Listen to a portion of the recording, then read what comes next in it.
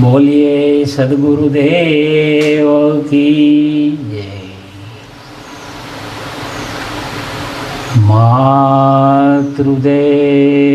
मातृदेव्यो नमः, पितृदेव्यो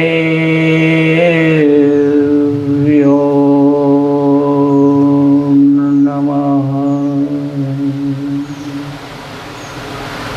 सद्गुरुदेवताभ्यो नमः, अतिथिदेव्यो नमः।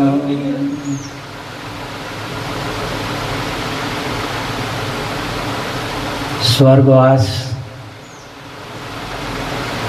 श्री जयाबेन वालजीभाई आद्रोजा, तारीख 30/6/2020। આજના રોજ તેમના શ્રદ્ધાંજલિ પેટે 5મી શ્રદ્ધાંજલિ છે। તો એ માતાજી મને આ શરીર આપનાર છે, મારા માતાજી છે। અત્યારના આ યુગ પ્રમાણે અત્યારે સંસારની અંદર 80% પરિવારોની અંદર દિવસે દિવસે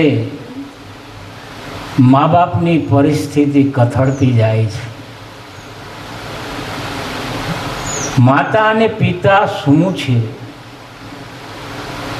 એ શેનો દરજ્જો છે, એ કોઈને ખ્યાલ નથી। બહાર ડુંગરા ઉપર, નદીઓમાં, તીર્થોમાં, અલગ અલગ જગ્યાએ, વતનમાં, આઉટસ્ટેટમાં, મંદિરોની અંદર દેવીઓને ઢૂંઢે છે। ઠીક છે, તે જળ મૂર્તિઓના દર્શન કરે છે, પણ છતાંય આપણા દેશની અંદર 33 કરોડ દેવી દેવતા બતાવ્યા, 56 કરોડ પણ બતાવ્યા છે।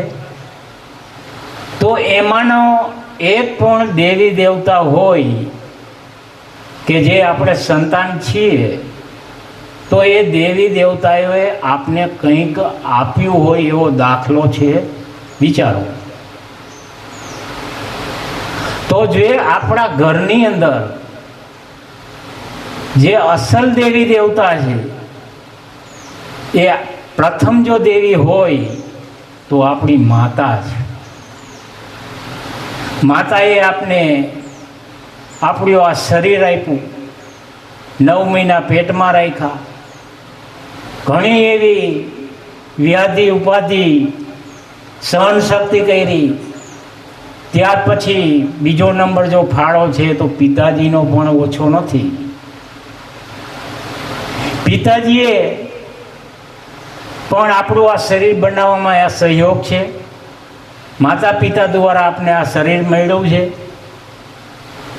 તો એના ઋણમાંથી આ હિન્દુસ્તાન નહીં પણ વિશ્વનો કોઈ દીકરો દીકરી નથી કે માતા પિતાના ઋણમાંથી મુક્ત થઈ શકે। આજનો આ ભૌતિક યુગની અંદર દીકરા દીકરીઓ, પુત્રવધુઓ, અમુક ઘરની વાત છે, દરેકની નથી, તો એ ભૂલી ગયા છે અને મા બાપને ધૂણકારે છે। માતા પિતાનું કયું માનતા પણ નથી। માતા પિતાના સંસ્કાર જો આપે છે, સંસ્કાર સાંભળવા તૈયાર નથી। સવાર સાંજ માતા પિતા પાસે દર્શન કરવાની તો વાત જુદી, પૂજા પાઠ કરવાની પણ વાત અલગ રહી। સવાર સાંજ 5-10 મિનિટ માતા પિતા પાસે મીઠી વાણી બોલી કે મૌન રહી અને પાસે બેસતા પણ નથી. કારણ માતા પિતા વૃદ્ધ થઈ ગયા છે, શરીર જર્જરિત થઈ ગયું છે, જુવાની જતી રહી છે, તો એમનો ચહેરો પણ એમને ગમતો નથી. અમુક ટાઈમે જ્યારે બીમાર પડે છે, અમુકને બીમારી પણ આવે, આ તો શરીર છે, તો એમાં સેવા ચાકરી પણ કરતા નથી અને વૃદ્ધાશ્રમની અંદર મોકલી દે છે. આ દીકરા દીકરીઓ પુત્રવધુઓ અને આ સમજવું જોઈએ કે જેસી કરની વેસી ભરની. આજે આ તમારા માતા પિતા સાથે તમે આવું વર્તન કરી રહ્યા છો, કાલે તમારો વારો છે.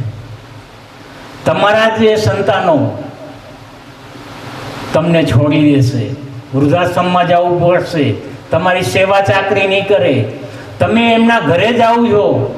હા ઠીક છે, મા બાપને 3, 4, 5 દીકરા પણ હોઈ શકે જૂનામાં જમાનાના. અત્યારે તો ઠીક છે, એક જ દીકરો હોય છે, એક સંતાન હોય છે, પણ અગાઉ 4, 5 દીકરા હોય, દીકરીઓ હોય, તો ગમે તેના એક ભેગા માવતર રહેતા હોય, પણ આત્માથી અલગ ન થવું જોઈએ. એમની સાથેનો એનો સ્નેહ પ્યાર, બાળકો એના આપણે સંતાનો છીએ, એનું ઋણમાંથી આપણે ક્યારેય મુક્ત થવાના નથી. જો આપણા શરીરના ચામડા ઉતારી દેવામાં આવે અને એના જૂતા બનાવી મા બાપને પહેરવામાં આવે, છતાંય દીકરા દીકરીઓ કે પુત્રવધુઓ એ ઋણમાંથી મુક્ત થઈ શકતા નથી. આ દેશની અંદર, વિદેશની અંદર કોઈ એવો સંતાન નથી, કોઈ એવી દીકરી નથી કે મા બાપનું ઋણ ચૂકવી શકે. છતાંય મા બાપની આ હાલત થાય છે. આજે દિવસે દિવસે ઠોકરું ખાય છે, મા બાપ રડે છે દીકરાઓના ત્રાસથી, વહુના ત્રાસથી, ભાઈઓના ઝઘડા અને આવે અનેક સમસ્યાઓ અમુક ઘરની અંદર કરી ગઈ છે.